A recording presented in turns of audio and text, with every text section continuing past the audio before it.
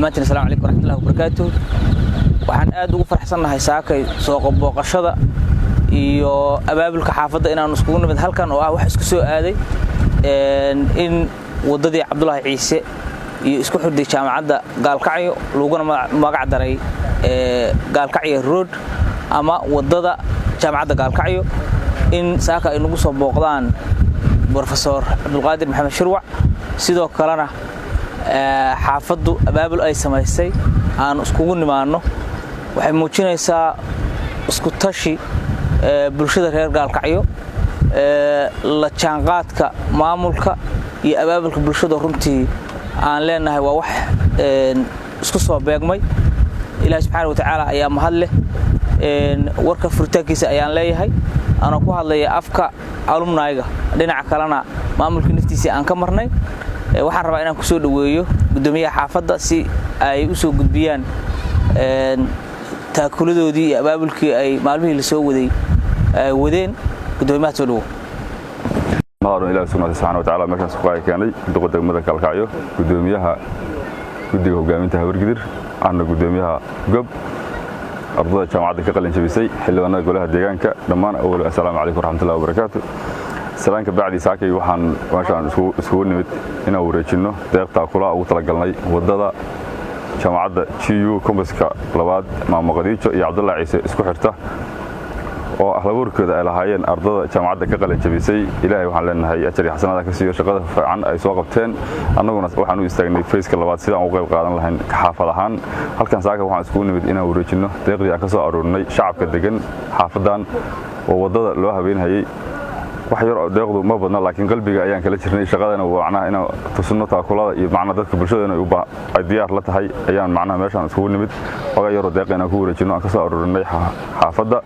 welina ay socoto shaqadii oo dadka weli diyaar u yihiin oo ay socoto aruurintii oo wadadan aan jecelnahay inay ka soo baxdo wado qiimo aad u sareeya bulshada u leh dadku hadday isku tashadaan wax kasta ay qabsan karaan waxaan ka xishoonay inaan sugno GBLG ama hay'ad ama dawlad kale naga sareysa inaan sugno isku tashi ay wadadan ku socotay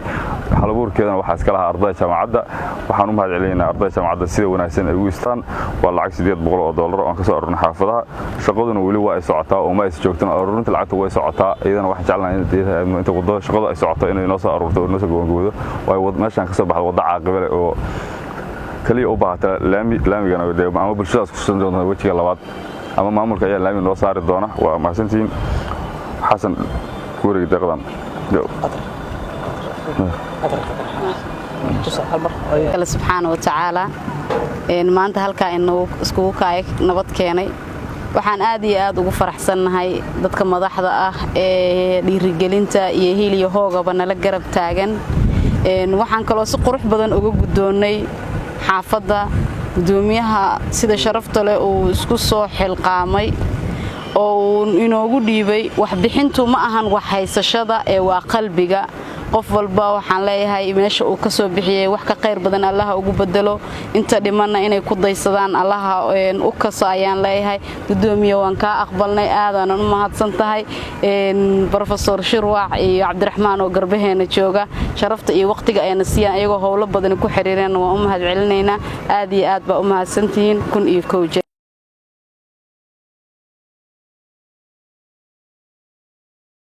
laanta aan joogno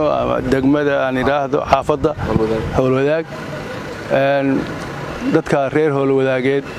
dhammaan assalaamu calaykum waraxmatullaahi wabarakaatuh runtii waa farxad weyn bay tahay qiimeen ilaa ka soo kow inaan goobjoog maanta ka noqdo wadadii aan ogaa sida ay ahayd iyo sida ay isku bedesho waxa qiimeen karaya dadkii ogaa ama yaqiinay sida ay ahayd maalintii la bilaabayay waxaan markaan wadada dib u raaco gob hooyay Gaalkacyo ayaa arday dugsi quraan xamar ka dhigata lacag ka aruurin ayaga soo aruuriyay bacbay ku keenay wiil 7 jir ayaa loo dhiibay oo na gudoonsiinayay erey aanan ilaawin buunayay wuxuu yiri annagana hooda adinkana hawsha yani wiilka yar wuxuu inuu wax alla wixii qarash ku baxaya in ayagu dugsileedu ay keenayaan ayuu aaminay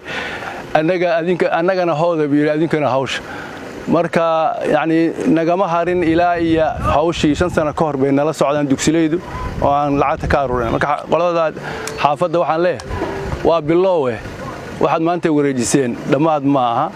hawshuna meelo badan bay u baahnaan doontaa wadadan kaliya ma wadooyin badan oo xaafadda ka baxa ama ku dhamaada ayaa jiri doona oo wax hawl idinkaga baahan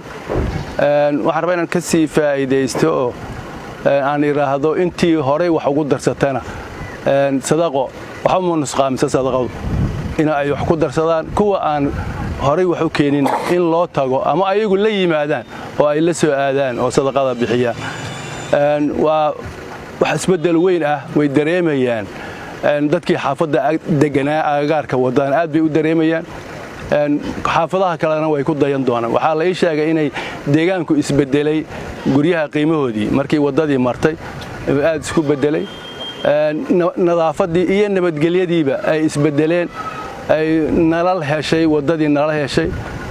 marka waxyaabo badan bay heli doontaa haddii ilaahay yiraahdo marka dadku ay ka muuqdaan tartan baa xaafaduhu ku jiraan xaafadii tartanka ku guuleysatay abaalmarin gaar ah ayaan gudoomiyaha degmadu iyo gudiguba ay la sugayaan haddii ilaahay yiraahdo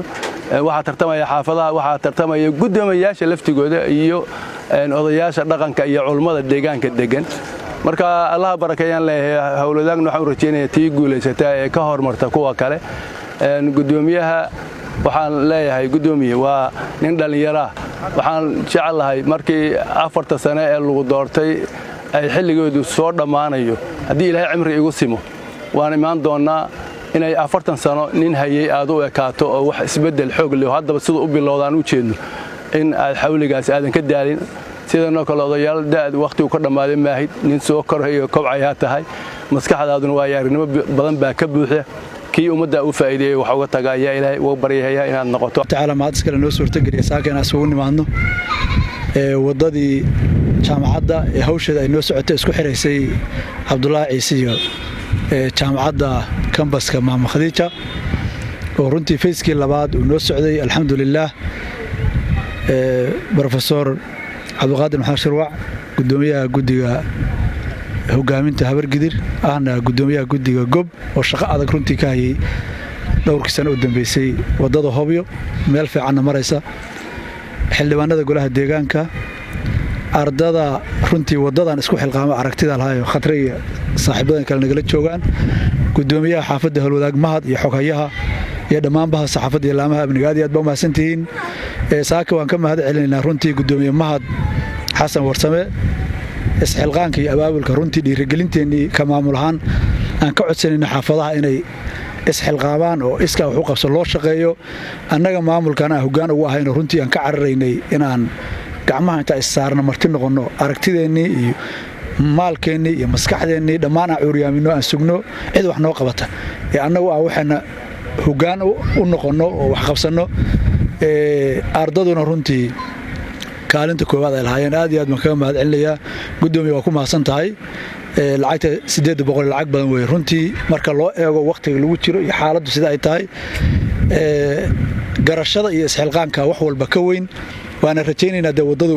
wali wax badan ba u haray inay sii socoto abaabulkaasi sida u sheegtay saaxiibadan xaafadaha kale horseed iyo wadajir iyo horumar iyo garsoor sidaas la mid ah ka rajaynayna ayagana hadda xaafadda garsoor waxa ka socda hawl volunteer oo sidaan oo kale ah xaafadaha kalena sidaas ka rajaynayna annaga ka maamul ahaan marka meesha 62 wada waxaan ku furnay si volunteer oo caqabad adag yaaleen wadadan maahana laba kalena jay baa ka dhigna nadiif waad aragteen runtii arintaasna waxay ku timid waa isxilqaan mar kale iyo mar kale ardadii qiimaha bandeed khadra iyo saaxiibaday xildhibaan Xasan Cali Xasan iyo asxaabta kale naga maqan waxa la aad iyo aad ba mahadsantihiin gudoomiye professor Shirwac mirihii beertay taas waa la guranayaa dhan walba ma sha Allah ilaahay ka amal mariyo waxaan rabaa inaan mar kale iraahdo gudoomiyaha iyo dhammaan xaafadda wadadan qiimaha ay soo kordhinayso iyo kaabaha dhaqaale ay noqonayso iyo waxa hadda isla markiiba ka soo ifbaxay waa wax aad u qiimo weyn marka waxaan rabaa in awood la isugu geeyo dhamaystirkeeda sidoo kale si aan insha Allah marka iyadoo naga dhamaato meelo kale wadooyin kale muhiim ah aan u guurno mar kale waa mahadsantihiin asxaabta runtii si gaar ugu mahadcelinaya khadre iyo abta cabdullaahi xildhibaan xasan iyo ustaad cabdirasaaq khaliif sutakaabayo dadka tiimka u dhabar adeegay oo sida gaarka hawsha gacanta ugu haya saaxiibkay gudoomiyaha guddiga golaha deegaanka howlaha guud maxaa cali xaaji si gaaraan kaga mahadcelinayaa inuu shaqadiisa subax walba runtii si gaara ugu taagan yahay waa mahadsantahay gudoomiye allah ku sharfo aad iyo aad baa u mahadsantahay dhammaantiin asalaamu calaykum waraxmatullahi